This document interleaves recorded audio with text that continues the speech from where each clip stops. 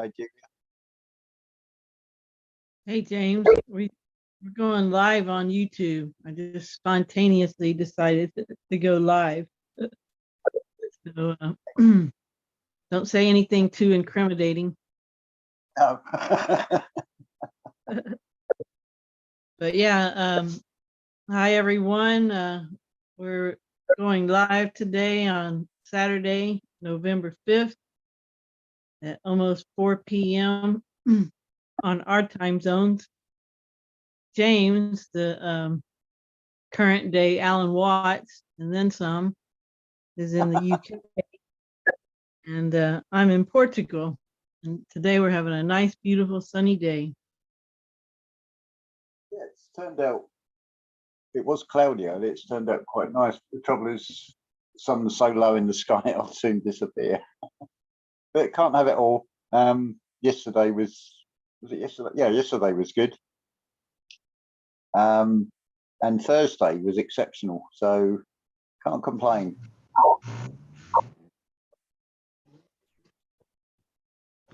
I thought today I'll have a quiet day, catch up on some sort of housework and things. It's like I just do it, no sort of set day. It's like, right, I need to sweep the floor and just keep on top of it rather than think, oh, it's a chore, I've got to do this. But it's so, I was thinking earlier, it's like, I don't like it like this, but I'm not being triggered by it. I don't really want to do it, so I'm doing it. Because it's like, no. The body doesn't want to do it. It's like, you are going to do it. And the end result is worth doing. It's pretty instant. It's just that sort of creating that calm environment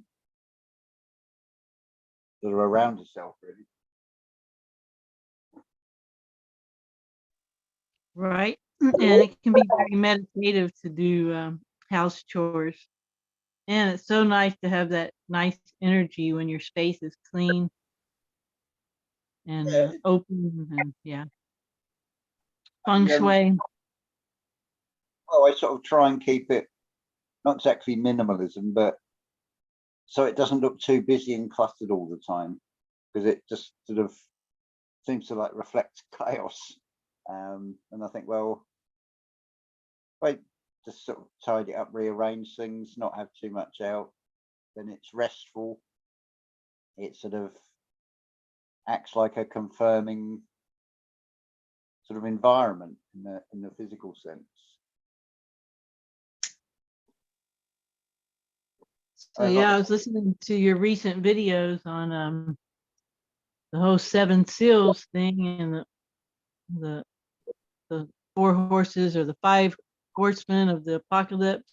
So yeah, I listened to that, and as I was listening to it, I thought, hold on a minute, I can see the internal message within this,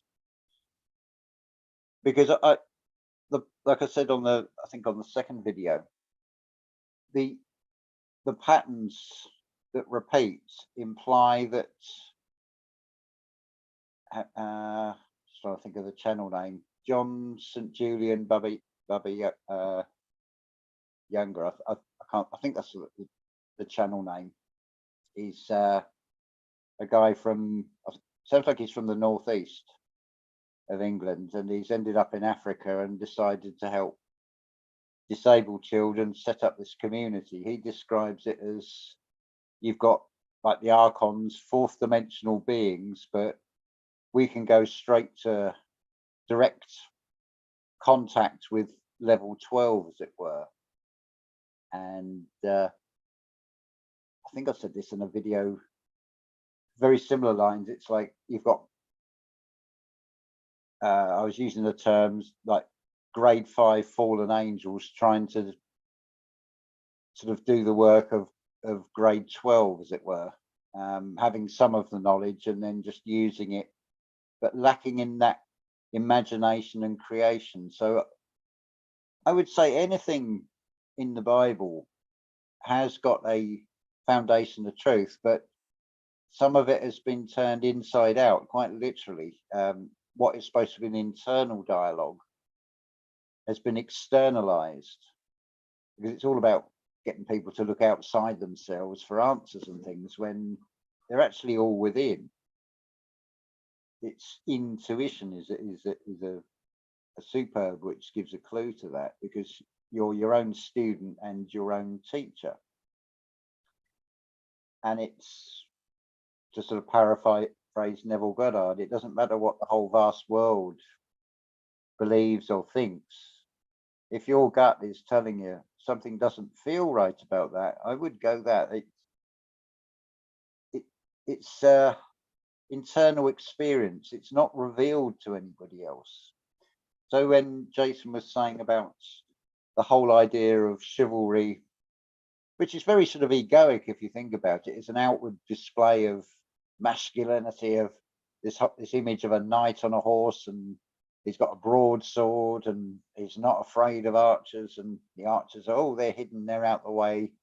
But when we internalize this, that first seal, it says about he who rides the white horse. Well, the he is referring to our inner man. So this archer has a crown. He's not firing an arrow. He's firing it's trying to go right to the top, to the 7th crown chakra. And it isn't something he's earned from good deeds and in the Christian sense or anything like that. It's no one knows the time except the Father is the biblical expression for it. So I suppose if I give it a modern twist, it's like that's the protocol of the computer design. Some people may be triggered by that, but move past the words. They're just labels that we've got. So, and the same with different channels. I was thinking earlier, I can't think of any channel where I'd be triggered by the presenter, because I can see past all the personality side. I'm more interested in the message that they're saying and what they're conveying. And even through the visual on YouTube videos, you can still see auras and energy. And there's this vibrational recognition that is outside the physical eyes that seems to be coming through and comes through to the physical eyes in a way. It's an amazing sort of interaction. It's almost like the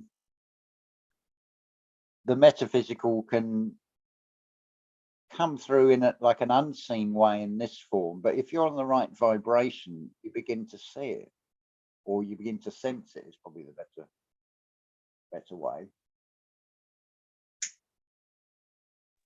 Yes, once again, it goes back to your frequency, your resonance. That's what it's all about. Yeah. This is what I would say is, if you want to see the Christ, or rather, you will recognize the Christ because you'll see it in others on the same frequency. If you feel it with it, that it is within you, it will be reflected back by those that are on the same frequency. And of course, it's moving past the physical avatars and whether they're in a male or female form. It's nothing to do with this material realm at all in that sense. And when it talks about the nations and the people, in the internal sense, it's basically talking about your entire cellular structure, because the many nations that will come against that first horseman on the white horse with the second seal will be all your lower consciousness objections. Lana Alabonte has just done a beautiful video with a 3-minute exercise to sort of bring out anger and transmute it into like a positive energy with a breathing exercise. So you focus on the breathing, so you're not being led by the mind to, oh, my back aches, my arms ache, and all this sort of thing. And I thought that's I've shared that because I thought that's fabulous. There's no reason anybody can't do that. Just create 3 minutes for yourself, create time and space to do a 3-minute exercise, and this is where repetition becomes something good rather than something negative, because we're Right. I posted her video on language lessons of the heart because it's such a good emotional release technique. I knew from the first 20 minutes when she was a guest on one of your videos, I thought, wow, even those first 20 minutes listening to her talk, it's like, this is so profound, such wisdom. And it's like, yeah, she's got it. And of course, that also means that you've got it, because you're sort of reflecting each other and everything. And I was listening to your video today, and it's like, what a wonderful testimony how your life has gone, and where you are now compared to where you were, and that is beautiful. Actually, I was thinking as well, it'd be an interesting experiment. Let's get you up to sort of 70 odd thousand subscribers and see if we get any of these dissenters coming out on other channels and saying she's this, she's that. No doubt, that'd be fun. Bring it on. I wouldn't mind 70,000 subscribers. Yeah, well, it seems to be any channels, as they get bigger, then you're obviously going to become more of a target to the system, and they're going to throw all these things in. But it comes down to discernment, and really, none of us are the being we were 5 years, 10 years, 20 years ago. We've all changed through life experiences, so it's not even right to compare to and condemn a person on what they may or may not have been. It's like, what about now? What are they saying now? What are they showing? What are they sharing? What are their intentions for sharing it? How does it resonate with you? These are all questions to ask us. These are all internal questions. Again, it's very much about, well, that second horseman. It's the weighing up with the scales. I think it was the second one. Yeah, I've got a playlist called Revelations, and it's mainly people, and I think it's Edgar G. Casey, talk about the 4 horsemen of the apocalypse and the colours and what they represent. That's another thing worth sort of listening to, getting a slightly different perspective on it, because that's all it is. It's like, I'm not doing a critique of Jason's video and then pulling it apart, because I don't disagree with what he's showing. I think it's good to know all that information, to have some sort of rough idea. Forewarned is forearmed, as it were. Whether it actually plays out, well, we'll soon find out. But it is self-proving with this chronology, and he's coming from a chronology perspective primarily. So I know it can be a trigger, and it is an uncomfortable feeling of, oh, so I'm just a character in a computer game. Because it's like that. You've jumped off the Titanic. You're now in the ice cold, very dark, cold water of the Atlantic, and now can't see land because you've come out of a comfort zone. But do you really want to go down with a sinking ship? Right, and that's why it's important to know that you are not this body. You are not this avatar. That's not who you are. You're just using it while you're here. Isn't it fascinating how you've got this sort of double mirror? You've got a system narrative and programming that is trying to convince you that you are the body, and the separation from higher self or source, or whatever name label anybody wants to give it. But when you're on sort of this side of the fence, as it were, you actually become aware that you aren't the body, but you're the driver in the vehicle, as it were. But there comes a time where there's 2 versions of you inside. You've got the experienced driving instructor, and then you've got the novice driver. You're going to let the novice keep driving it when he hasn't sort of mastered the controls. So you die to yourself. So that fifth horseman of the apocalypse, having control over the four, that's really, it's referring to the lower consciousness, the body, the avatar. You're having control of it because those emotions aren't coming up and just running out of control and being expressed as sort of irrational rage and being triggered by words. But whatever the thing is, you're sort of recognizing, oh, I'm feeling something here. And then it's like, hang on a minute, I'm feeling triggered by that. So now I must ask myself why I'm being triggered. What is it in me that is trying to, is it like a reaction trying to be induced out of me? So then I need to think, well, I need to look at that. So it's all self-examination. I mean, in some ways, they play this narrative out in terms of health and self-examination to make sure you haven't got this or that cancer, and because it's all on the fear side, of course. But excuse me. But if you turn it round and see this world as reflections, and it is like I've described before, it's the fun fair. You've gone in the crazy house, but you've got more than one type of mirror. You've got some that are going to show long bodies, some show short bodies, some are going to be inverted. So in this reality, it is a crazy house realm, or appears to be. It looks very chaotic. But you've got good reflections and bad reflections. But they're only good or bad by what you see and how you interpret what you're seeing. So in some ways, the worst,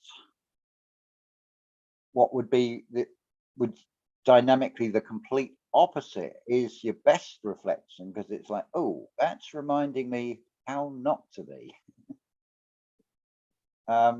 A perfect example of that in the UK, probably on a Friday night about 1:30, 2 in the morning, just sort of have a drive round where the nightclubs are coming out, and there's an example of what alcohol can do and how not to be when you see the crazy behavior. And you think, dear, oh dear. Yeah, I used to be one of those, not in the UK, but in Austin, Texas mostly. But yeah, I'm sure if anybody watched me, they were very entertained. Well, I was sort of an amusing thought in a way, with, if you think like with family history, and you've got those old singular sepia toned photographs, and oh, that was your great grandfather or whatever. And they're like standing normally to attention, and that's the only photograph of them. It's like 3 generations from now, there's gonna, if it's still about, you'll have all this media, all these videos, and I wonder how many will look back, or how many will say, yeah, that's how your grandparents behaved. Look what they did when they were 18. They went night clubbing and and all this sort of thing, all these crazy things people do. And it's like the legacy that they're going to leave in recorded media. It's like, that's something maybe worth thinking about. What sort of footprint are you going to leave through your actions and behaviors of today? And it's like, is that the example you want to set to future generations? Well, and we're all guilty of it. It's whether it's been recorded, another matter. But it's also then that thing of you're facing yourself again, because most people would say, oh, I don't want to see a video of myself. I mean, I did it. I actually made myself sit and watch the first 10 videos to think, what was I talking about in those first videos? And it's like, actually, it's actually a consistent message. At one time I would have like, oh no, I can't look at myself, that's embarrassing, I'm going to feel embarrassed. But now I've addressed that, and it's like I can watch my old videos and just see what I was saying at the time and see how I came across, because I'm going to learn from that. And it's like, well, how did I present myself? How does that look? At the time, they all look brilliant because you're in the moment of creating them. But 2-3 months down the line, I might think, oh no. But that's why I pretty much leave them all up there, because it's a testimony. It's like a personal diary. It's like, well, it's all there for everybody to see. Did I say it? Didn't I say it? Well, it'll be on the video if I did. Funny you mentioned that, because one of your videos came up on my page when I was just looking at the home page on YouTube, and it was from 4 years ago, and it was talking about the ringing of the ears. It might be your first one. That's funny you were mentioning your older videos. Yeah, that was an early topic, because that was in I think it was one of the Rh negative blood groups, and that got mentioned in a comment, and then, or I think, I may have said something, and then there was all these replies and comments and things, and I thought, hang on a minute, you've got social media here, which, as far as I know, is about communicating with people on the same wavelength. It's like, well, why isn't anybody talking about this? That's really what started me creating a YouTube channel. If someone had said to me 20 years ago, oh, do you realize you'll have a public platform? I'd have said, no way. That's not me. I wouldn't do that. That's terrifying. But then you, like with those, I noticed on those first videos, I think, wow, I look so nervous. To me, it's like I notice it, and it's like, that's irrational. What was I nervous of? But it's a bit of an uncomfortable feeling when you're just looking at a phone screen, and it's like talking, well, you are talking in the mirror in a way. You're sort of putting a vibration out of the universe, which is going to come back. So they are sort of echo chambers for ourselves as much as anything else. And then with the intention that it will, other people hear something in it that will benefit them and think, yeah. And then it's up to them if they want to then go with the advice and things and what was said in a particular video. Right, and like you were saying, some people just won't listen to people because they don't like their personality or even their voice or their history, their reputation. But you can always learn from people, and you don't have to learn anything either. I mean, we don't have to know what anything is here. We just need to know that we do manifest our realities, and that we should try to do good and be good. Yeah, it's no different really from seeing someone walking towards you in the distance and automatically judging them by the color of their clothing and saying, no, I don't like them, and not even giving them a chance. They've not come up where you can speak to them. And so to dismiss a channel on how the presenter looks or their accent or their skin color or anything like that, it's just so superficial. And this is really about the deeper inner work. So surely, by extension, that also applies to looking beyond the outer shell. Because I am definitely aware that I am not this body. I know I'm in it. But I'm distinct from it as well. But I need it to operate in.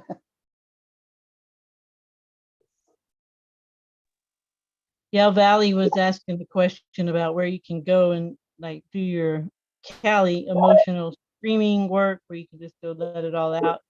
I went to a spot on the river in Austin, Texas, and we even went there again with Michael. If you look on his channel, there's some Austin workshop videos. But yeah, that's where I did just. And Michael even talks about how you can just do it in your car. Just go and start screaming in your car. Yeah, I think if it personally, I wouldn't do it anywhere in a sort of a That was small. Niche that asked the question. Sorry, not Valley. She just got here. Cheers. Ah, hi, Mish. personally, I would go out into an open public space and do it. Because one, you've got to overcome that fear thing of what will people think of me.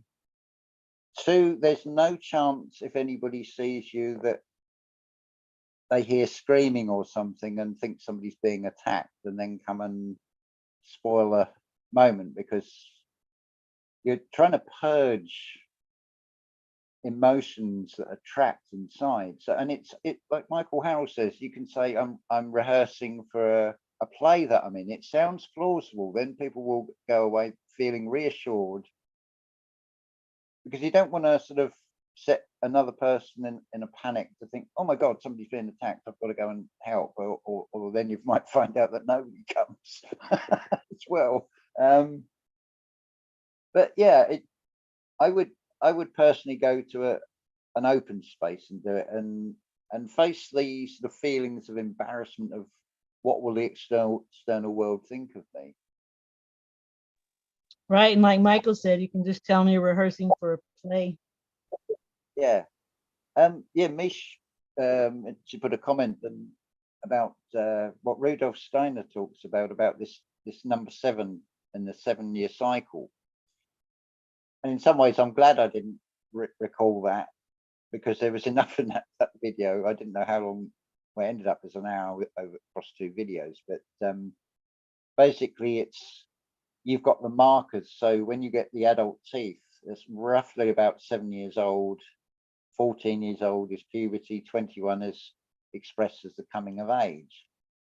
And he talks about humanity when it would still spiritually grow to the age of about 60, and how humanity has gained intellect and has lost that spiritual growth. So it's probably around about the age of 25, because I remember on a video I speculated and said, what would happen if it got down to you didn't spiritually grow after the age of 7? Just a sort of hypothetical question.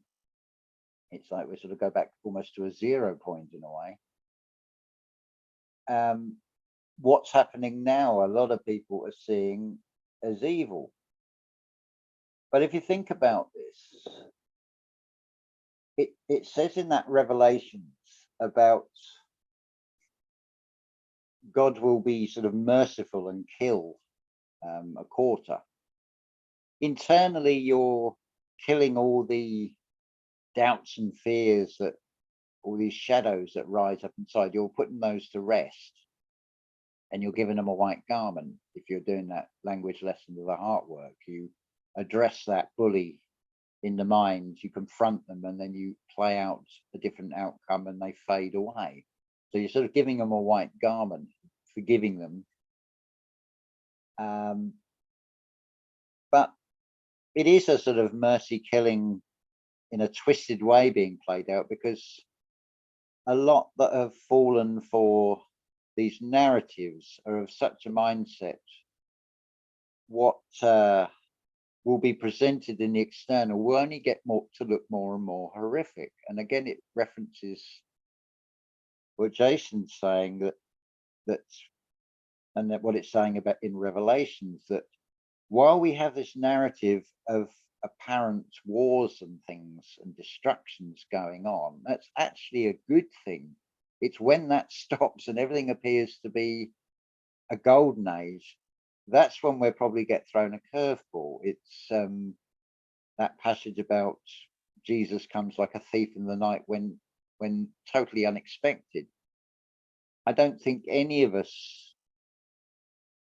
could anticipate the day when, say, a panic attack first occurred, ringing in the ears first started, or any of these symptoms which are classed as symptoms of awakening.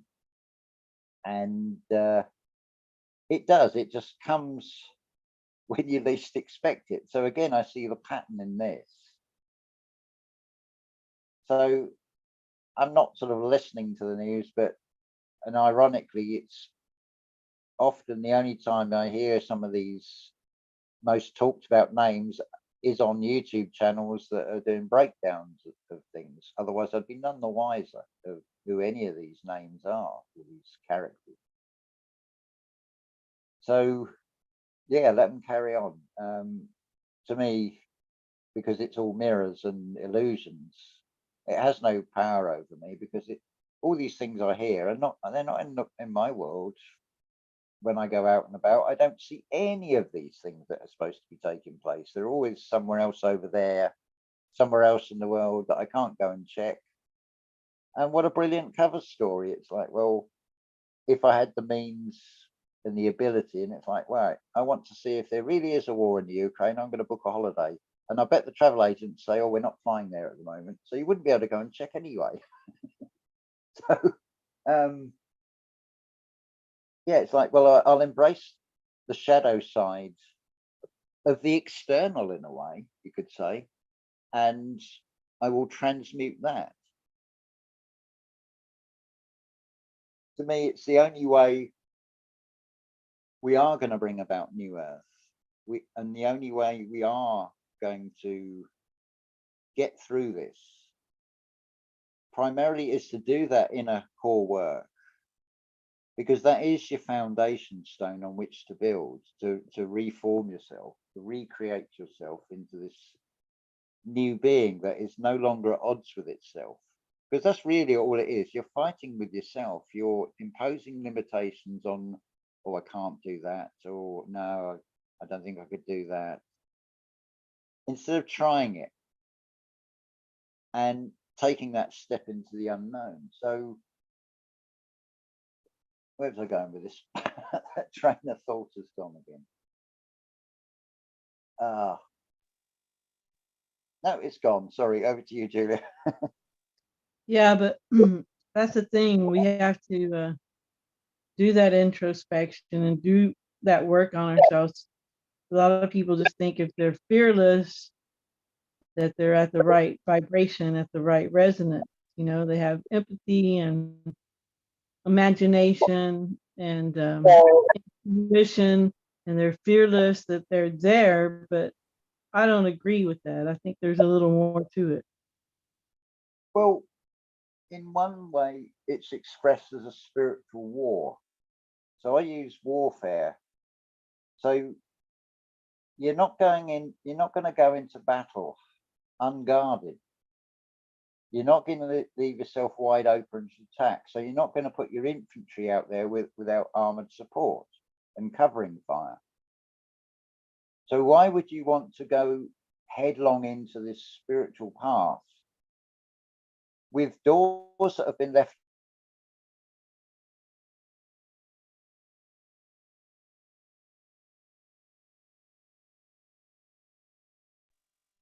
Are you there, James?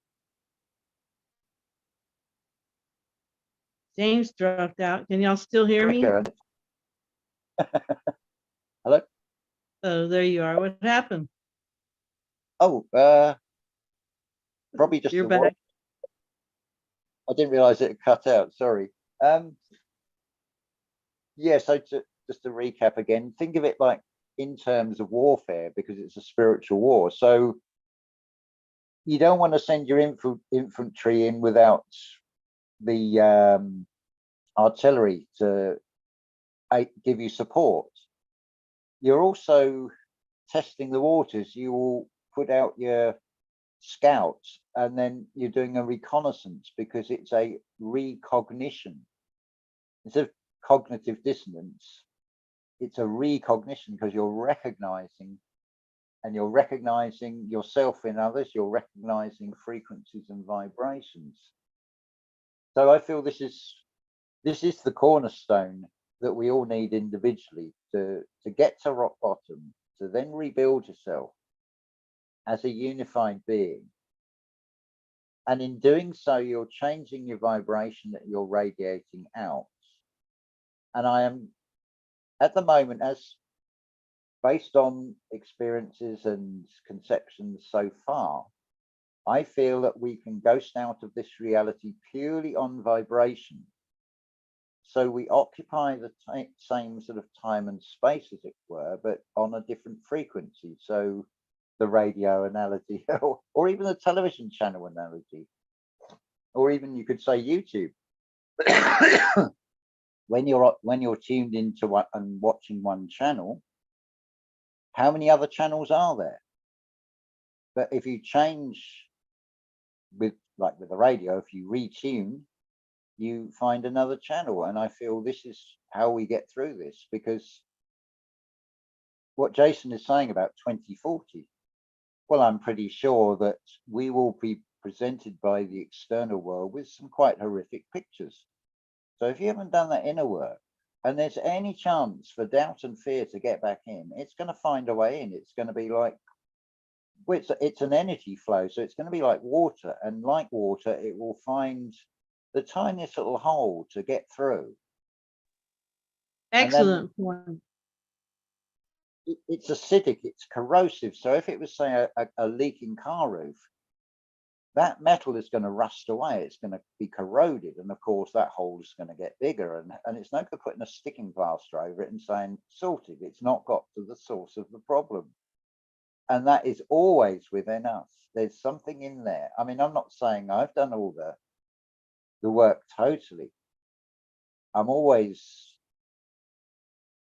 trying to stay aware of myself, of watching my thoughts, and is there something that's going to trigger me? And it is getting easier to overcome all these objections that we create and sort of move more into a subjective reality, of more onto the metaphysical side.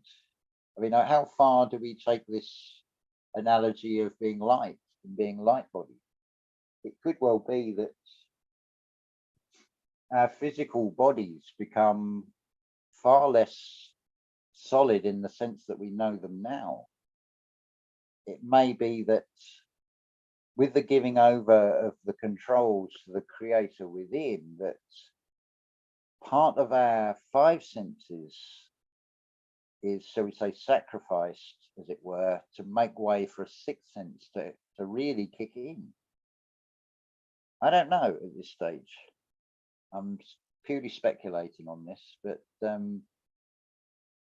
looking at the pattern of it, it's an exchange. You freely give, so you're giving up the control of the avatar from the lower eye side, and you're rewarded without expectation, because I don't think it's possible to know in advance, because you only know from the experience of it anyway. That's the only way you're ever going to get it, is to go through the experiences. So people can say seeing the Christ and meeting God, whatever you want to call it. That's just expressions in whatever language people use. But like Ken Wheeler said today in his video, that, and he says often, is that evil doesn't exist. It's the absence of good. yes, It's like, yeah, the shadow is the absence of light. yes. Well, I was asked about in a comment about somebody's, I forget who it was now, they said they'd had a dream and it felt very real. And I said, well, you're in 2 days. You've got a conscious waking day and you've got a dreaming day. A third of 24 hours is spent in sleep, where you are actually free from the limitations of the physical body. That's the one time you can go off. Whether you remember it or not is another matter, but if you have a wake up from a nightmare or something, the heart's pounding, you're sweating, and the body's got all the physical sensations of something that feels very real. So I can't say which is the dream and which is the reality. They both feel real, and we are walking in 2 worlds. So that could be that, by that implication, it could be the 2 worlds: the waking world and the sleeping world. They're both experiences. Yep, and they're both equally real. That was another good thing Ken said today as well, about nobody experience, what was it, something nobody lives to to experience death, or something on those lines. And it's like, that's a good point. The one thing, that's part of the experience of life, is death, but it's not the end. It's just an ongoing part of a much bigger experience, an eternal experience. I feel there's enough people who've given testimonies of past lives and things, and all these little things children come out with, and it's like, well, how could they possibly know that? Which certainly implies that there is some sort of memory that's come through of these events and things. So I wouldn't dismiss any of that. We're sort of, well, like Ken says, where you can't think your way out of a thinking box. You can't view this reality from except from being within this reality. You can't sort of jump outside of it, as it were, and look in on it. Even where I feel I've got close to that, I still don't know, because I have no point of reference to know whether I'm in it or out of it, because in this physical realm, you've got the time and space element. So if you do a journey, you can see how you've got from A to B. But when you're going into this metaphysical realm, it's instant. There is no time or space. You haven't got to travel anywhere as such. And physically, you don't travel it. You're just instantly there. And of course, you can jump 6 states in a minute, states of mind, that is. But they are your nations, the body, your imagination. That is the only nation, is your imagination. It makes me sort of smile in a way when I hear people saying, nobody in my family understands me. And, well, we're dealing with things that are non-physical. So the common cold, does it stop at a boundary when there's a different surname? Or does it just sweep across what seems to be indiscriminately? None of these concepts, nation borders, county borders, state boundaries and things, they don't exist in nature. They're just man-made concepts. There's no black lines. I've been up in aircraft, and I can assure you there's no black lines where there are national boundaries. But right, it's interesting that you brought up how people get upset about friends and family, because in the chat they're talking about that too. Finn was saying that she's triggered because she works with her family and she notices their lack to work on themselves and that they repeat themselves a lot. So everybody's pretty much saying we can only work on ourselves and get to the point where we don't get triggered by that kind of stuff. That's the trick. well, it's that sort of, you got to put the oxygen mask on yourself first. What is becoming more apparent, and a lot of people are going to have to face this unpleasant truth: you're not your avatar. Your connection to what is called family is another avatar. That is your only connection. Your spirit has a totally different connection. The dynamics change. There is no generations. You've just got siblings. You've got many brothers and sisters that could be 8 months old or 80 years old, and anything in between. But there is no time difference as such. The thing is, it's like it's wrapping things around on what we think we know. So we're programmed to, well, you've got to like these people because when you're at a wedding, because they're family, they're your cousins. You've never seen them before. They're total strangers, and you may not even get on with them, but you've got to like them because they're family. But I challenge, well, what do you call family? Is it just within one household? It's like, well, what happens if it's a household? So the children go up and leave and they have a household. Are they now no longer family? So the dynamics and the concept of what is family is, to me, it's very different. I've got a growing family, you could say, where more and more are sort of changing their frequency. This family's spiritual family is growing. It's beautiful. And I'm not going to put material boundaries on what I class as family. I may have a soul brother or a soul sister in a Pacific island, for all I know.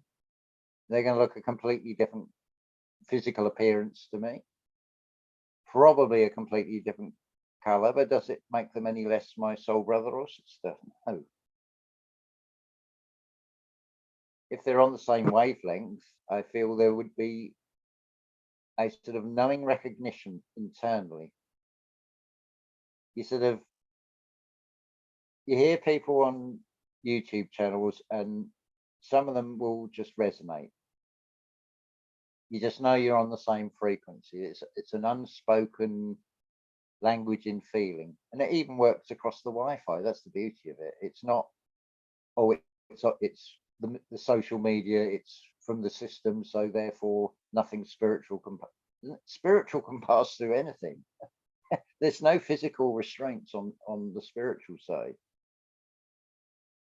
So it's a beautiful thing. And again, whether people like it or not, it's so easy to look on the negative side of this technology and Wi-Fi and potentially what this or that equipment might be doing to you over the long term. But look at the beautiful side of it as well, how it's brought people together. Yeah, just amazing. But talking about being around other people, and they were talking about in the chat too, and being around toxic people and just negative people that pull you down, that even acquaintances that might be bad influences for you, you know, always trying to get you to do things that you're trying not to do or whatever. You know, you just really have to be firm with that. And even if they are DNA family, you know, you often just have to, you know, break ties. And like I said the other day, you be cordial about it as much as possible, but you have to protect your energy, because and they are energy vampires when you're around those kinds of people. And some people, like Finn was saying in the chat, she has to work with them, so that is tricky. So you just have to go out and exude love all the time and just be like a shining light, so you're so bright they don't even want to look at you. Yeah, it's the thing to remember as well is you're starting to vibrate on a different frequency. I think most people can relate to, if they feel like they're the odd one out in the family, you're already on a different frequency. They're not hearing anything you're saying to them. And it is very much a test. It may be these circumstances that people find themselves in with it, like where you're in that position where you're working with family and you haven't really got a lot of choice to get out of it. So flip it round and it's like, well, what is this experience teaching me? This is probably going to be something that's going to prove very, very useful and an empowerment in the future. Although it may not be apparent at the moment, but it will probably unfold, and it will get to a point you think, now I went through that experience. But really, it comes down to the fundamental question, because you are funding a mentality with true wealth, not monetary funding, where you need to be able to say to yourself, have I got a boundary? Have I got a limit? How much can I put up with being affected and feeling like my energy is being lowered? If you feel that that is too great and that's an unpleasant feeling, well, then you've got to address, it's like, well, now I need to find a way where I can extricate myself from the situation. The thing is, there's no one size fits all answer to this. It's personal circumstances. I mean, we're individual expressions of a creator. So our experiences and our lives are all going to be slightly different, maybe parallel in places, and similarities.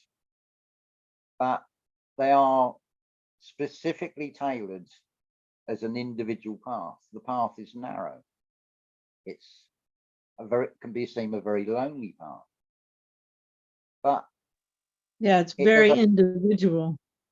yeah, you really just got to say, well, where are my limits? How much, if I feel I can't put up with this, then I need to address it and face it head on. And it doesn't have to be done in an aggressive or a negative way, but primarily you've got to put that oxygen mask on yourself, because you Right. You ultimately, either change it or accept it, right? yeah, you're the one that's staying in it, so you're allowing it, no matter how hard. And we can all come up, oh, I can't afford to move, I can't do this, oh, it's the job, the mortgage, any, we can come up with almost limitless excuses and reasons why we can't, but I ain't going to shift that feeling.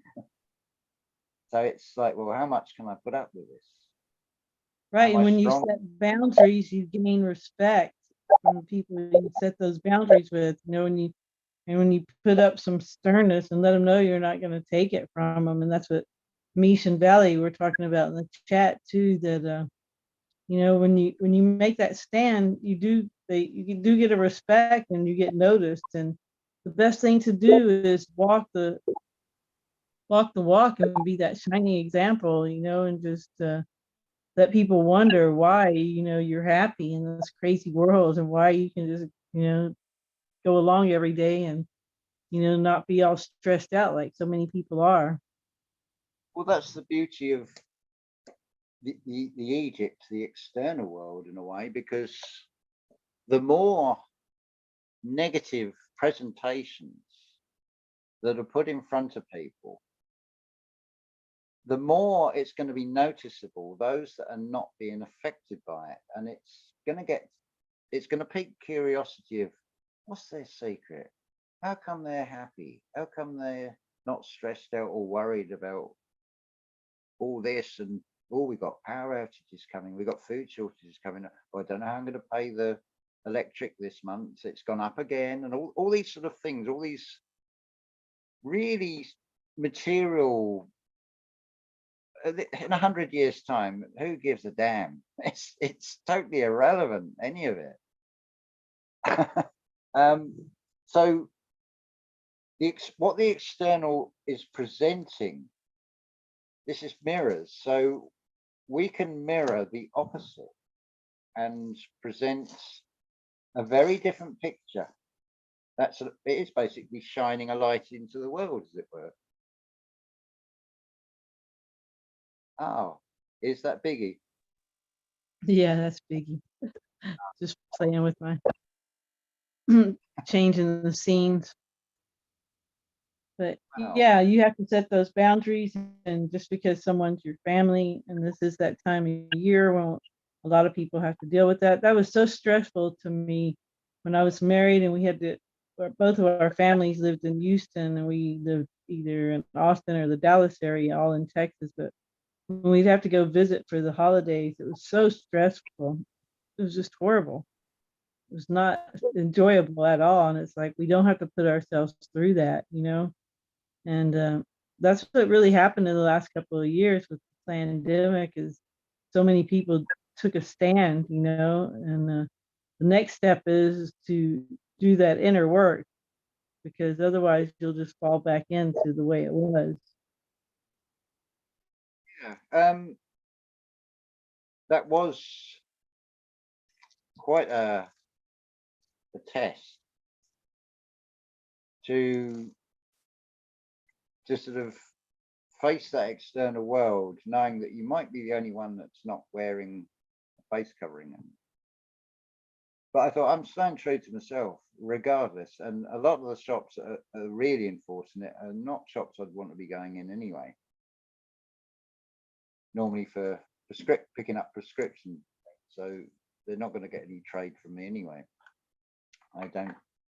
I try to have as little dealings with something that is a business in sickness, because you only got to look at the business model. If that is your line of business, how are you going to generate customers? That's all I'm going to say on that, because it can be a bit of a touchy topic with censorship.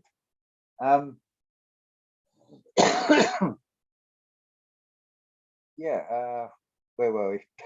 Yeah, so this, think of it as you're in a computer game, and you're going to be faced with horrific external projection.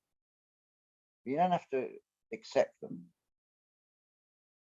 The illusion of them, actually, they lose power the more you don't focus on the things and don't look at them. I get sent a lot of links to Facebook, and it's like, oh no. And it's like, I understand the intentions and it's truth seeking. It's like, but I really don't want to see any more of that. Because some of that, it will be controlled opposition, and that equally is designed to cause fear, because you've got a lot of doom and gloom messages put out. And then there's the discernment, which is just a doom and gloom message, which is being a realistic message of just saying about this reality. But and then you've also got the love and light, as it's now called, the love and light sort of controlled. Oh, mustn't touch anything negative. No, it's the middle path. You're facing your shadow. The rest will just fall into place around that. It's the symbol of the sepulchre, I think it is. It's the dot in the middle of a circle. Well, that's you. The physical avatar is that dot in the middle. You are the point of it all. It's everything. Wherever you look, how far you can see, that's your reality in this material world. 360 degrees round, as far as you can see, where you are at this precise moment, that is your reality. So you may want to sort of pull that in a bit to start with and focus closer and think, right, well, I don't want some of these external presentations coming into my reality bubble, into my world. So you are then creating the world around you. So I desire to see people contented. I don't want to see them stressed out. I don't want to see them too much the other way so they're happy, because it's like if you were constantly smiling, the jaw muscles and the cheek muscles are going to start aching, and that's no longer a pleasant experience. So it's keeping in the balance. So it's just a contentedness rather than a flooding of too much positivity, which would then become toxic.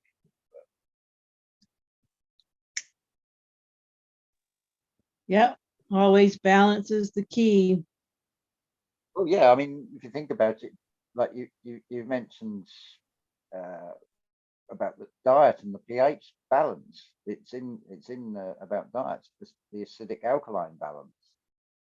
There's a balance in everything. There's an art in everything. There's a balance in everything. And too much of one side will there'll be an opposite and equal reaction. Certainly get that in this reality. Especially if your thinking is different and your views seem radical to everybody else. And it's crazy.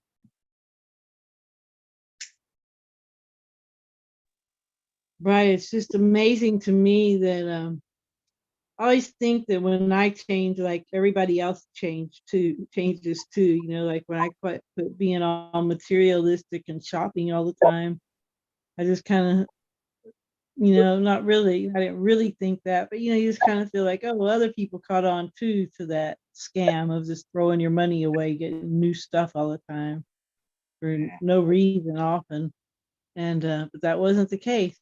Not everybody had made that change. So yeah, you have to, you know, you go back into dealing with people that just are still, and some people are kind of awake too, but they're just not all the way awake. And then you just don't relate really to them, you know, it's like in totally different realities for sure.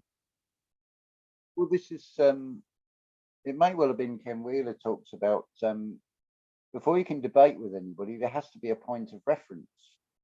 Well, when you're starting to vibrate at such a level that that everybody around you that's in the very material perspective, they can't hear what you're saying. There is no point of reference.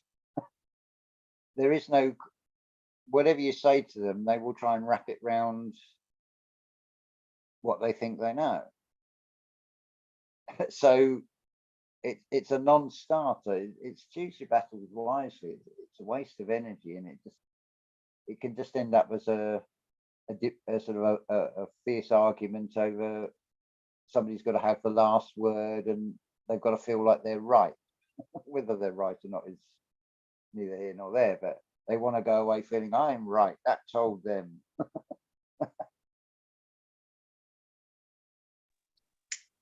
Yeah, Valley was just saying that, basically trying to stay in that state of love, because, that's when you feel the best, when you're just like, you love everything. And that's really what we're, trying to get to, because that's where we came from. We're trying to get back there.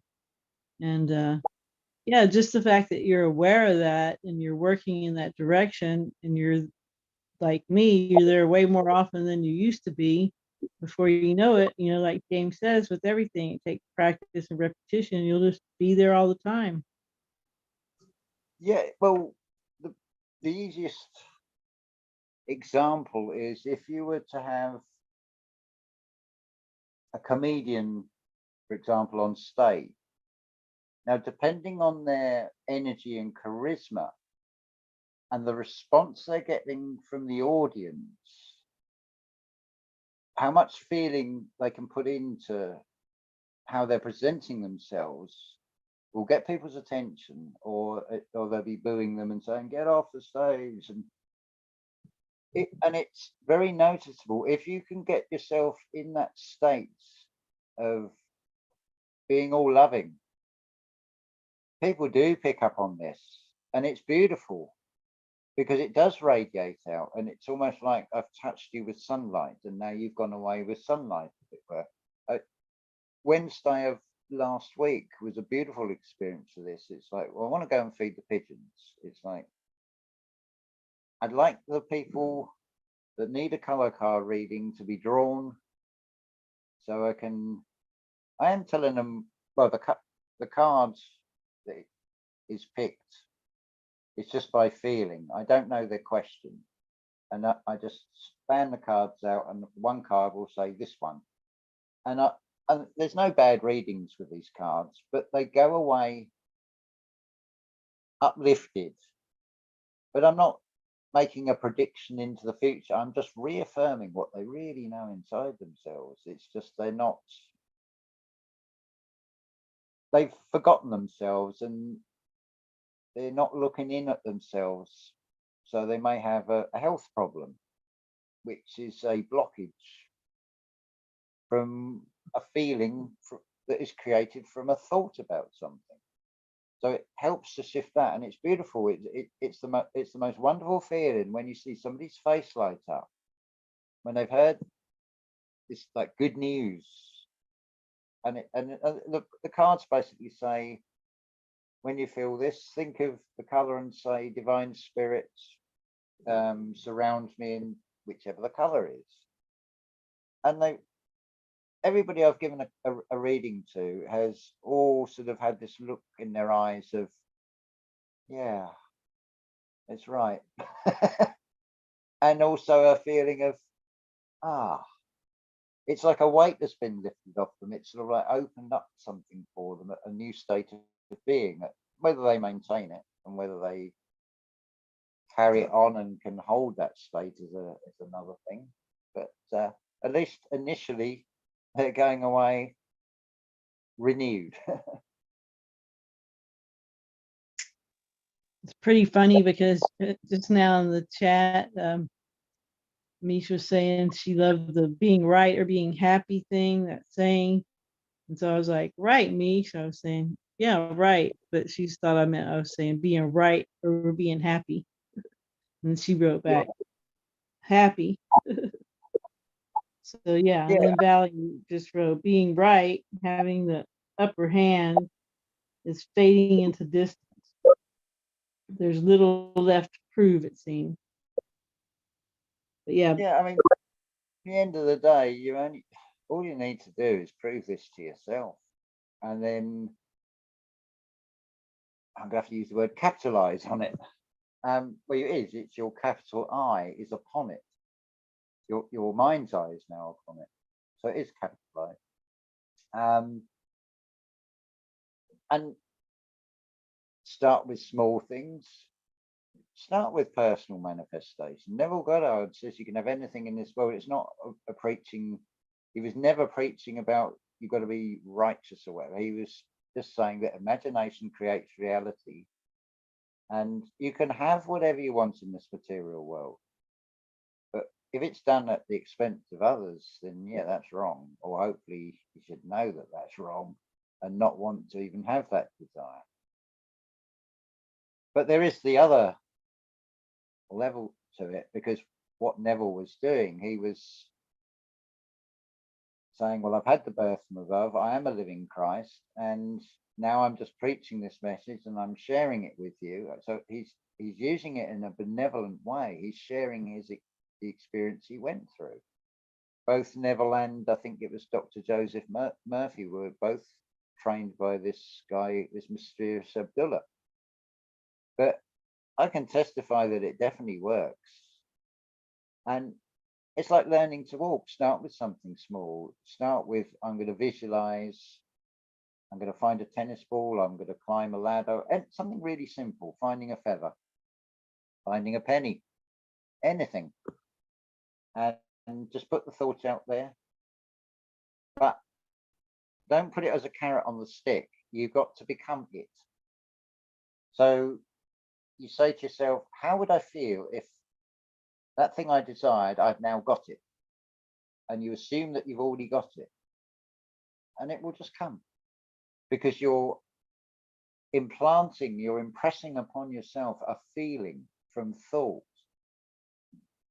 And yeah, this whole thing about shortening of days, well, manifestation is getting easier. It's coming back so quick. It's like, oh, I wish I had some new flowers. And then within half an hour, the buzzer goes, there's some flowers down here if you want them. I mean,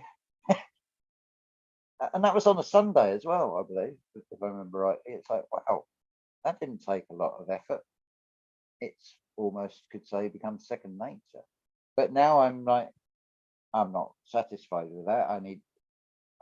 Well, not satisfied is not the right word. But I want to play. I want to experiment. This is like a new sports car. Oh, now I've learned to control the thing. I want to go a little bit faster. So I want to be reaching out further. I want to be extending this energy. Like I said on the video, all you're doing really is finding out that you are it, and you are it. IT. Now, most people will straight away think computers. Well, no, your informed field around you, your reality bubble, you are the T, which is that symbol. It's the uppercase I.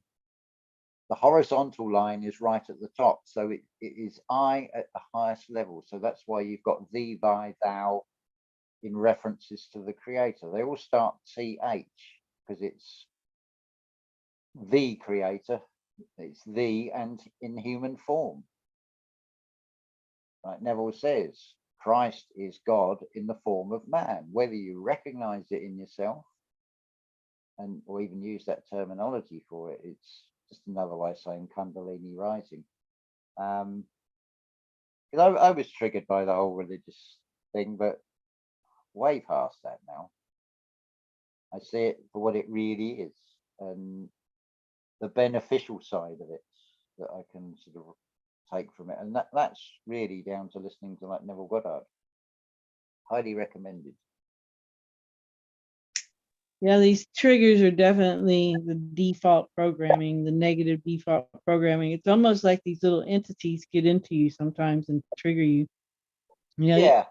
You'll just find yourself being like annoyed or angry over something, and then you'll go step back and look at the big picture of what you're being annoyed about or whatever and be like, what? I can't even believe I'm feeling this, but it's so weird how it can just come on you, but you can shake it off real quick if you have that self-awareness.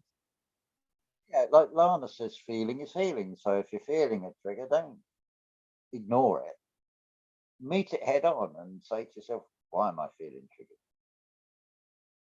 Because otherwise it's just going to keep coming up. The more you sort of put it off, it's like that leaking pipe, if you don't address it, the problem's going to get bigger. So it's better to sort it out as soon as you recognize it in yourself and think, hang on, I'm triggered here. And it's like, right, I need to remove myself from myself and observe myself and put myself through an examination. This is the mandatory testing, the real mandatory testing. Because man in the generic sense, doesn't matter, because it's not in the physical, oh, you're definitely in the form of a male or in the form of a female. It applies to either, because it's metaphysical, from the metaphysical perspective on it. So man, mandatory. So you've got man, it implies there's a door. You're asking why. So you step through that door, you take that step through to find out why. Or are we going to be like Mario and jump up onto the flagpole, hoist the flag, and just sit there and think, how old was that castle? I'm sure that was built before that was like the Or are we going to go through to the next level and to hell with that? That's just part of the background. Fascinating that it can be, I agree. But it's part of the background scene and becomes another distraction ultimately.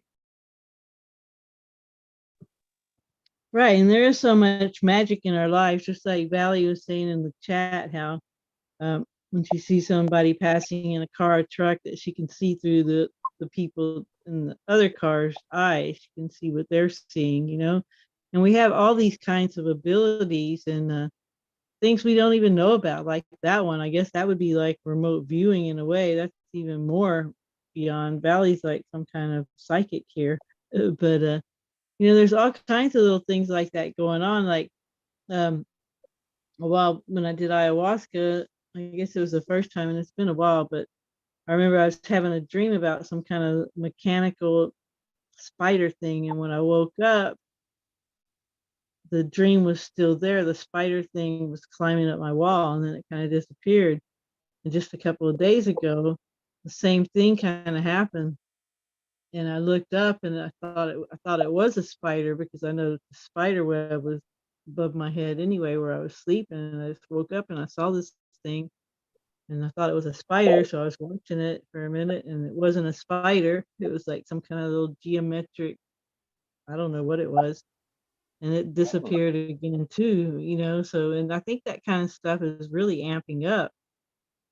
It probably really is the end times. You know, the dates might not be exact, and I've been, at my age, I've been being told that my whole life. And I've always felt like I'd be here for the end of the world. So, you know, I don't know.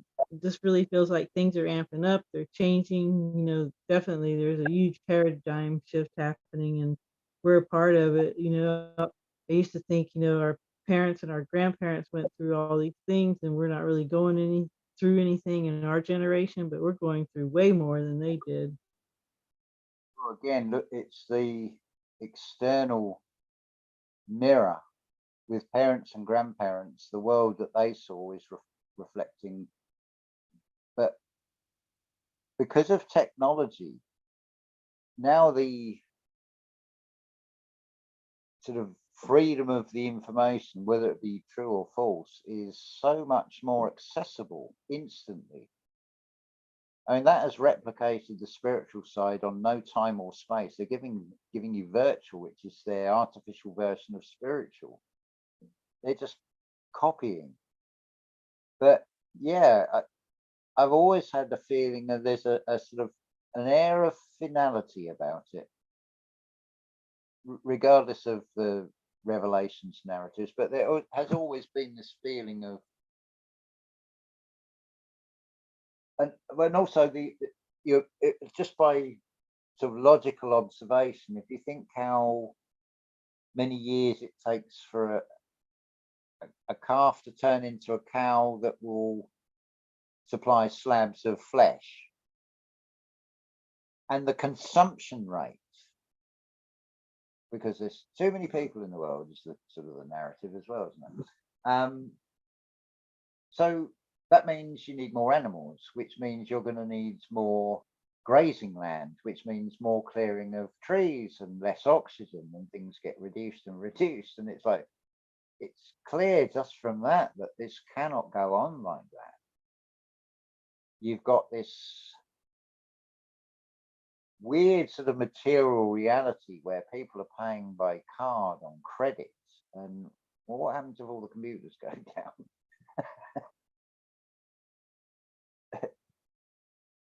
Very few in this world can function without this system infrastructure. So I'm not even knocking it, and I'm no longer wishing things to hurry up because they're coming quick enough. And I personally like the pace things are coming at. I was actually asked the other day, do I like it here? And I actually shocked them because I said, actually, yes, I do. And they're like, what? You like this? I said, yeah. I said, I like the perfect pacing of this. At one time, my perspective was, this is agonizingly slow. But I need to do more practicing. I need to get, so more and more things become second nature. So I'm quite happy with maybe 17 years to perfect this or get this to a much more amped up level. Because whatever the external does, I know that the spiritual will empower us to be more than a match for it anyway. So that I'm not worried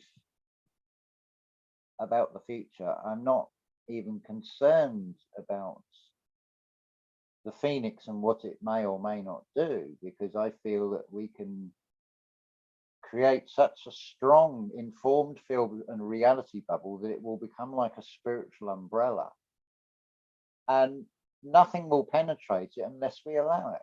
But if we shut the doors to the negatives and the doubts in ourselves and doubts in our abilities, well, it'll be a walk in the park. So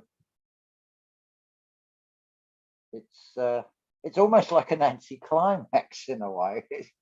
This reality has sort of built up this the end of the world, and no, it's a beautiful thing, and it ain't, well, the reality I'm going to see is not going to be destructive. It's going to be, the phoenix will rise from the ashes of the old, as it were. A deliberate pun.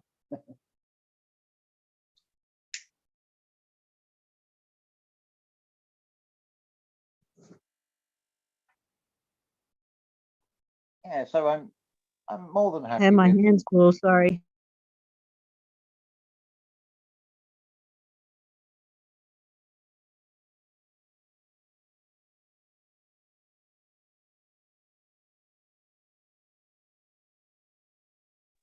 You can go ahead, James. I just had my hands full. That was the pause. No worries. I can't see the screen, so I wish I could say, is there any questions or anything? Anybody Yeah, got that's anything? what Biggie looks like when he wants me to take him on a walk.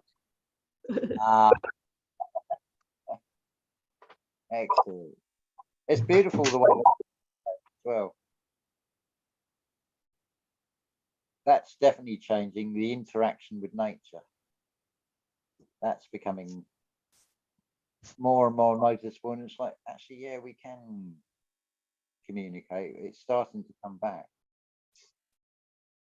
Well, yeah, it has to be the case because the ayahuasca brew, I mean, the fact that, it's the root from one plant and the vine from another, and they have to brew it a certain way. I mean, how would they know that unless they communicated with the plants? Yeah, the sort of mythology is, I think it's Enki again, this god in South America with a glass stomach, tried combination of plants to then pass on the information of which things to mix together. And it's the chlorophyll, as far as I can see. It's a synchronization with the informed field of a plant in that chlorophyll with our chlorophyll, and it syncs together. So when the shaman in the rainforest say the plants told us, that's not so far off the truth. It's just the way people hear it. It's like, we don't think plants actually vocalize English words. It's going to all be in feeling. That is the true sight. It's how you feel inside yourself. That's where it all takes place. What you import into yourself and how you process it, that's can determine what chemical changes you put in these avatars. Notice as well, you have the system has given you, you have a system of processed food and artificial processed everything's. But there is a natural system and process in the body. You have your intestines, which is a system, and you process things naturally. And no harm done if it's natural things that are going in. I'm a long way off that yet, but we'll get there.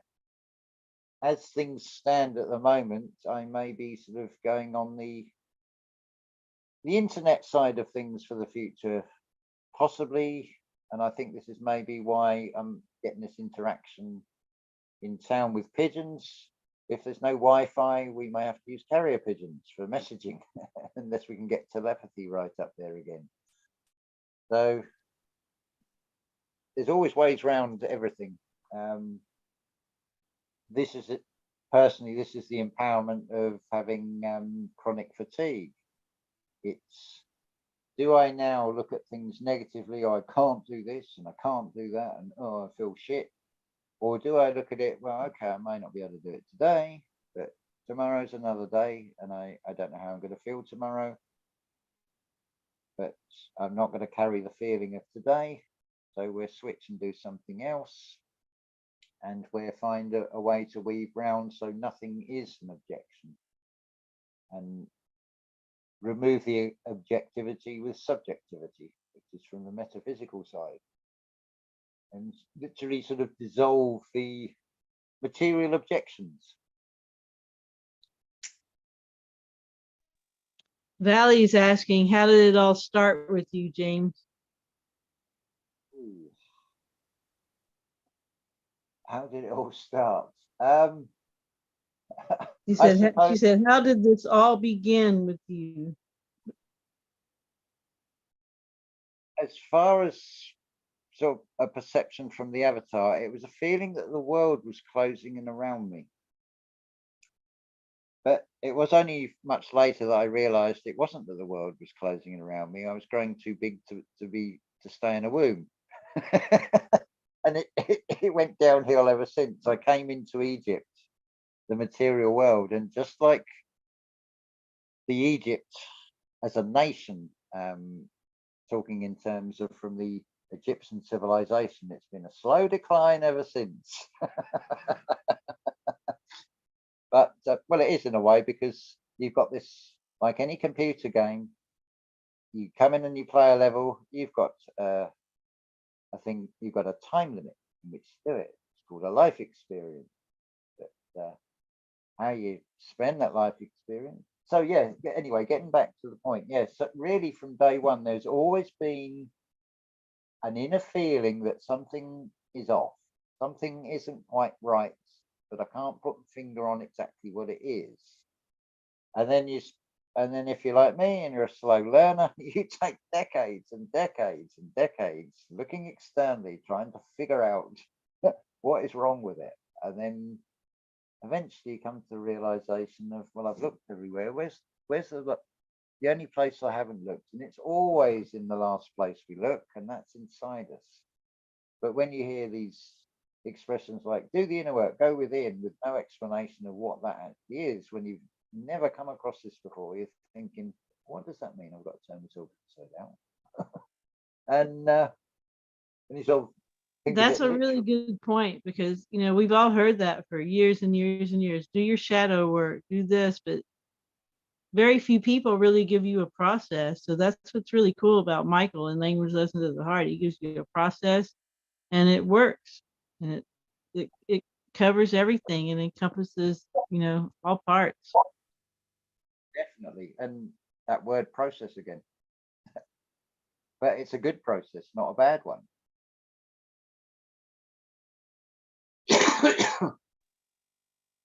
if you think about it, if you break it down into its two words, you've got pro, which implies it's before, like preconceived or prefixed.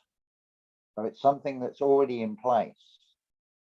So process, it's a double meaning. You've got, well, basically you're wading through all the shit of this material world. It's cesspool that the way the material world is presented, and then you're finding that when you remove that sort of curtain, that sort of veil of mist, and there's actually something very beautiful underneath all that,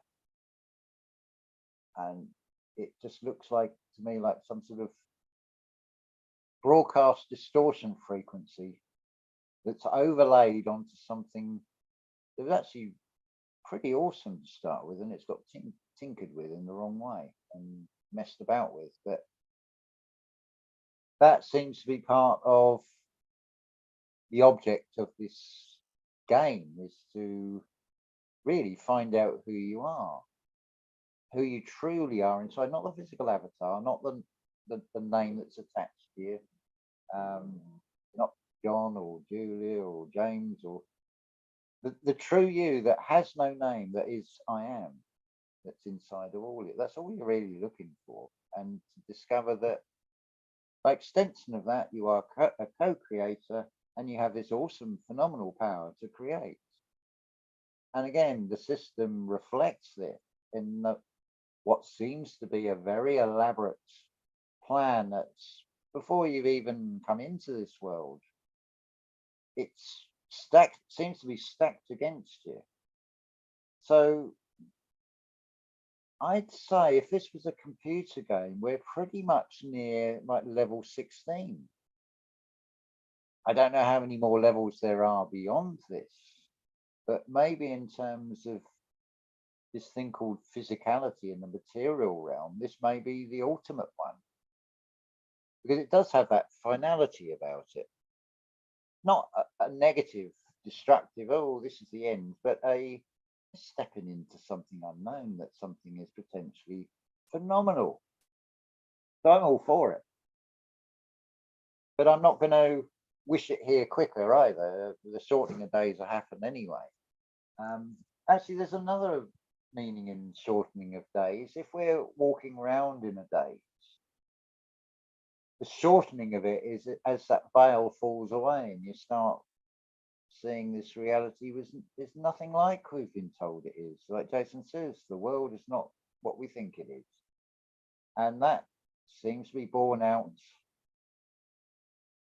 from doing this imagination creates reality, doing the shadow work, facing yourself, realizing that your shadow self actually has no power whatsoever except the power that you give it. But when it can be brought into alignment and actually work in the same direction, so you're not pulling yourself in two different directions, it starts to really work properly. And I feel that also, the more you can bring yourself back together and you're working as one within one body, that now you're starting to draw on all your power, as it were, to use. But I don't know what I've no desire to find the upper limits of that. I'm quite happy to let this unfold. And with each step of revelation of, wow, I didn't know I could do that. Okay, now let's go on to the next bit. Because part of that is mastery of yourself and mastery of awareness. So whatever you create, you want to create something good. You don't want to create chaos. But of course, it will have a mirrored effect in the external, which will try and do everything to stop that. So again, that's a question to ask you. Do you want to put yourself through this? Are you prepared to take responsibility?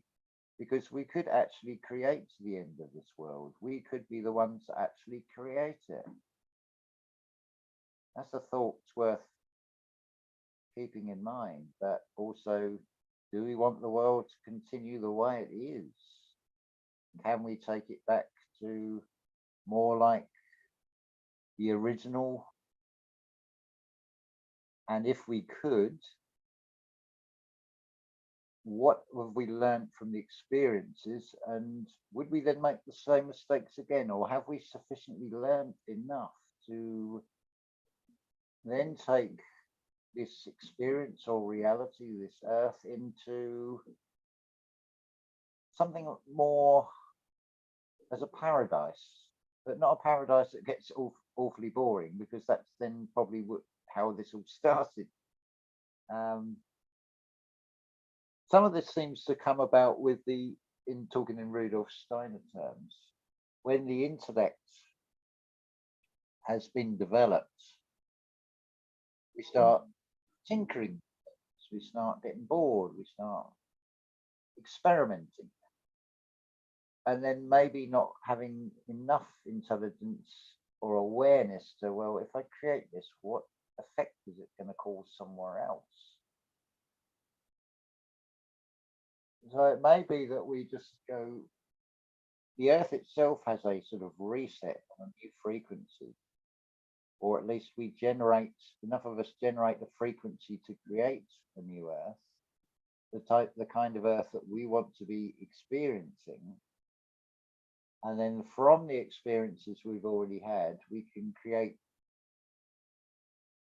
something very new, something that is almost a reflection of what is being shown to the material world of half man, half machine, but not with an agenda that suits a few.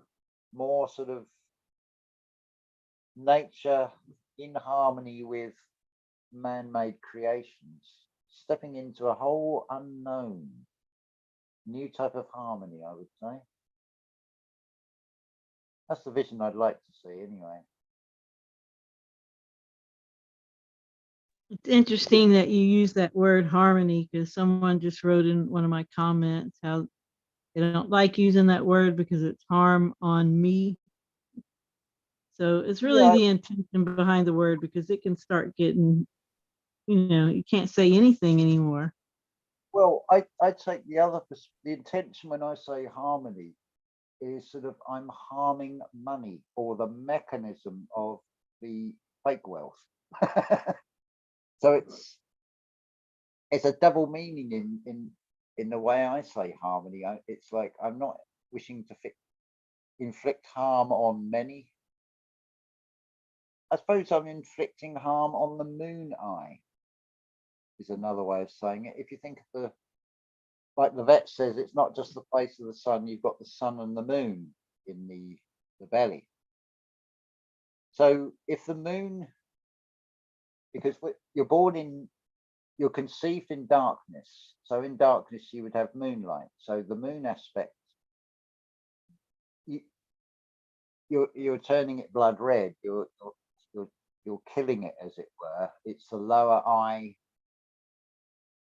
the avatar control of the avatar. It's moving it into, so you're sort of, you're harming the moon eye. You're harming the mechanism of this system, but you're not harming many.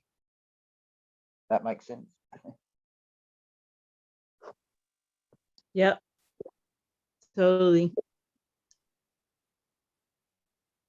Because I can't say that I certainly haven't got the definitive plan of how all these letters strung together work, but the key to it seems to be the intention, not just the actual word. And I can imagine pretty much every word has double meanings, or can find double meanings in them. But of course, this reality, the more I look, I can guarantee that this reality will present them to me. Because that definitely seems to work that way. It's like seek and ye shall find. So if you go looking for, chasing down a rabbit hole, you'll be presented with more clues. It will keep you going down that rabbit hole, and rabbit hole can be not just conspiracy theories. Rabbit holes can be you've hit rock bottom, but then you turn to heroin. So that's a type of rabbit hole. That's an addiction rabbit hole, not. But I suppose you could say as well that if you spent all day on the internet looking into mud floods, that would become the equivalent of addiction because I'm desperate to find the answer. I've got to get there. I've got to get there. And you haven't got to get anywhere. You're already there. Let it come to you. You put out the intention anyway, it will come. It will boomerang back. We are like the magnetic field, loss of energy of the dielectric. So we're putting out a thing and then it will come back. Another expression of it is karma. So the intentions have got to be benevolent, not self-serving. The self-serving part is the internal work of you're putting the oxygen mask on yourself first. But then when you have had sufficient oxygen, now you're in a position to now share the oxygen, the breath of life, as it were, to help others find that there is life. It's not all doom and gloom. It's not all material perspectives of negativity.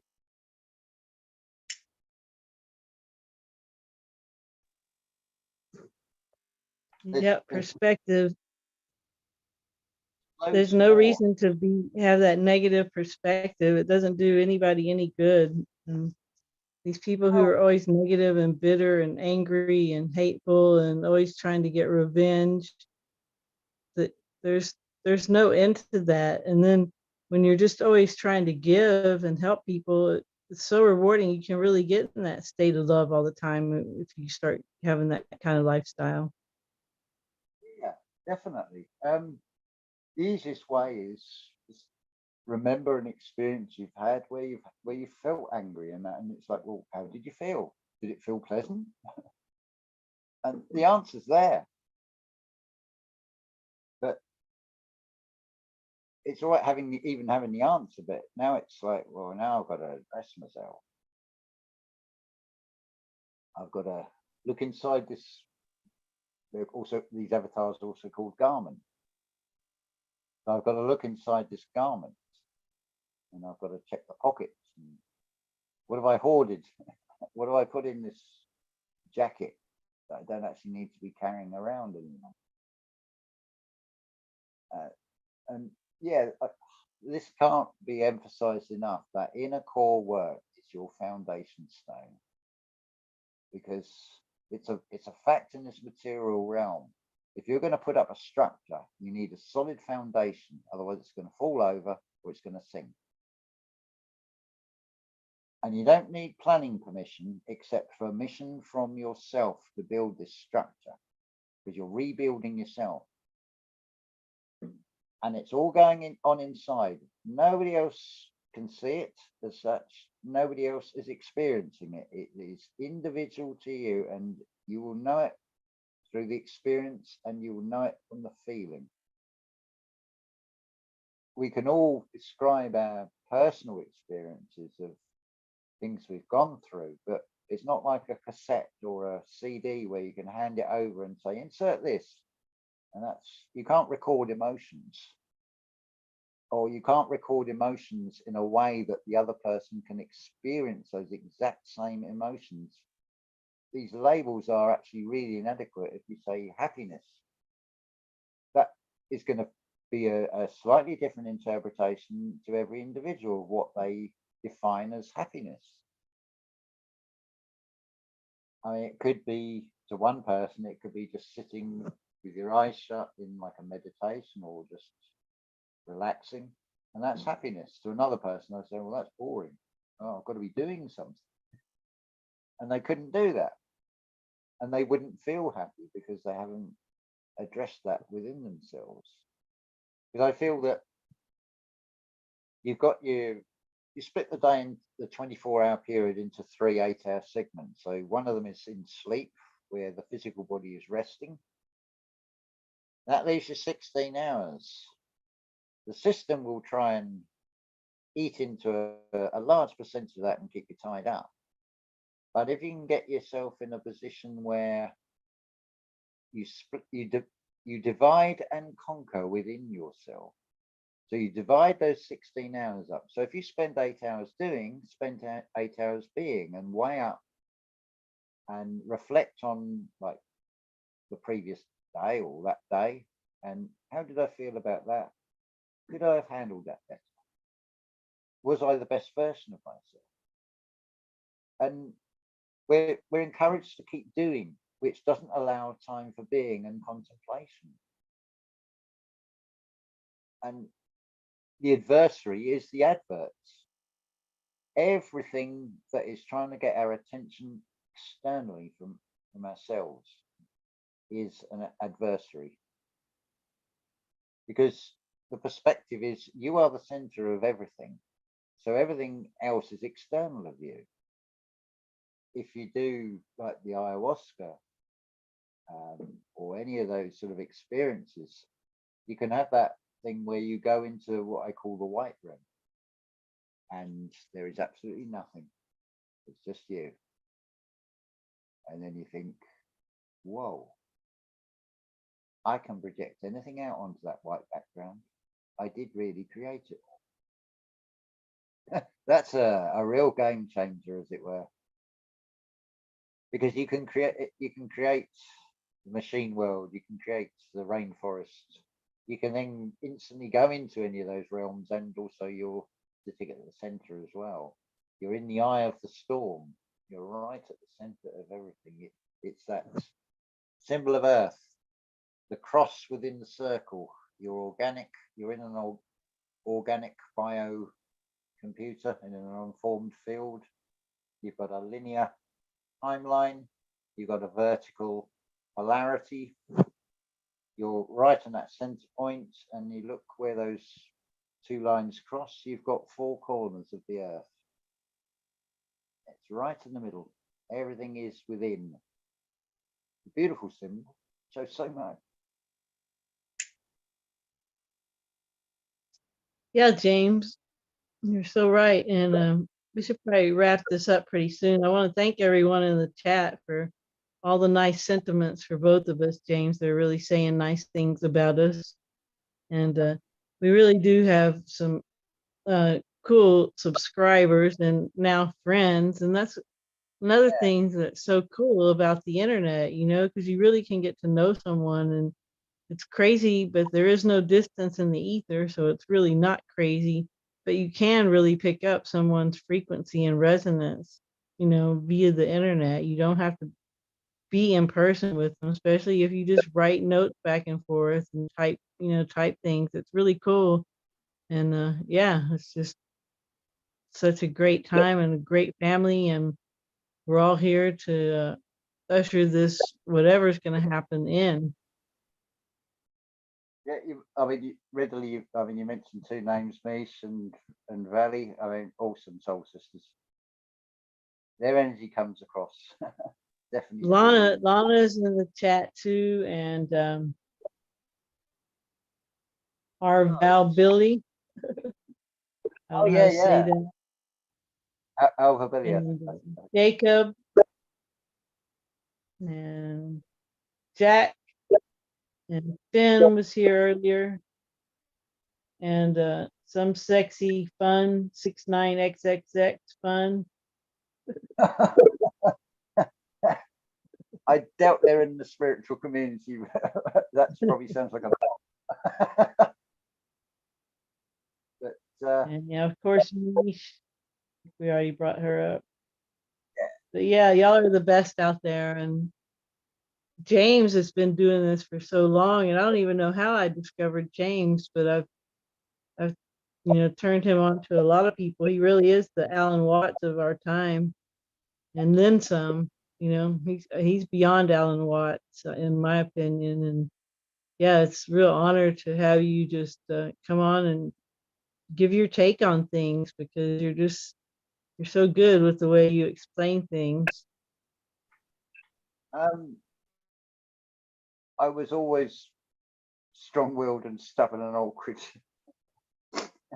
and it sort of paid off.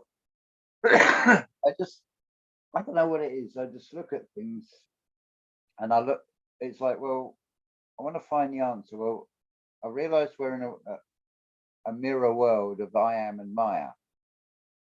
And sit between the two is aim, which is intent.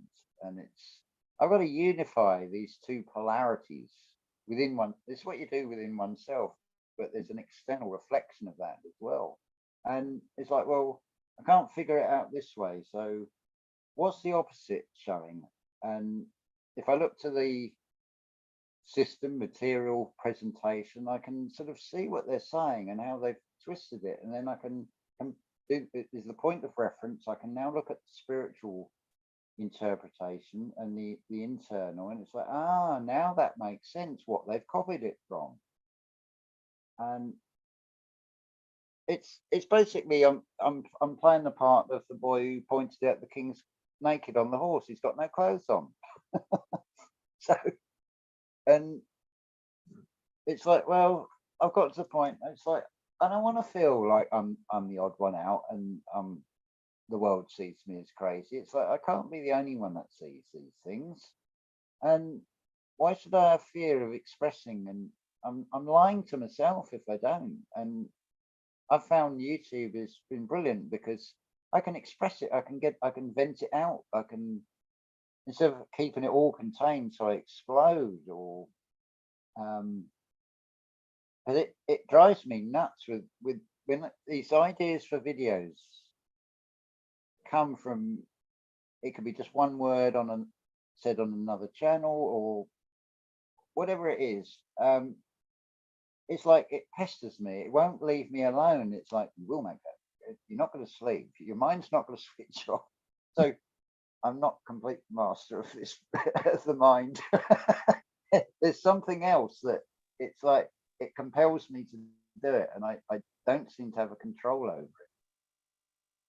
But I then have to weigh up of what can I say that is not going to upset the senses, and how can I say it and get round the senses as well, because that's a challenge. That's fun. It's like, well, if they shut the channel down, well, I can just say it all again. Probably may even be an improved version, but I'm humbled by being compared to Alan Watts because I still sort of look up to him. I mean, I haven't got his knowledge of Far Eastern religions and things, but hey, that's yeah, but he didn't have your knowledge of magnetism and lots of other things either. So y'all come from different paradigms now, you know. Well, that was the beautiful thing. Like Neville Goddard and Jason Bashir's, they both basically, it's like Jason shows with the chronology, you've got different people throughout history have recognized patterns. And I think you mentioned Steve Long, I think the name is, where he's come to the same things from a different perspective. Well, now you've got two very different people, because you've got Neville, who's coming from this biblical interpretation, and you've got Jason, who's coming from the chronology interpretation. They're both saying the same thing of what Egypt refers to, which is this material world. And if you don't believe it, I'll give you an example. Look around you in the outside world, and maybe you won't see pyramids, but I can assure you that there are great pyramids all around you. You'll recognize them if I describe them. It will be an owner, a chairman, a vice chairman on the next tier, and then maybe a treasurer and a secretary or something on the next tier. And as you go down these tiers, you'll then have a management level, then you'll have a floor manager level, then you'll have shift supervisors, then you'll have a workforce. Is that not a pyramid structure? That's the business world. They're everywhere. All around the world, there are pyramids in the material realm. It's just they're invisible unless you see it. So McDonald's, Burger King, Toyota, all of them are pyramids. The whole lot. So we are definitely in Egypt. And in the UK, we are definitely in Egypt because we definitely sit under the pharaohs. Just look at any map.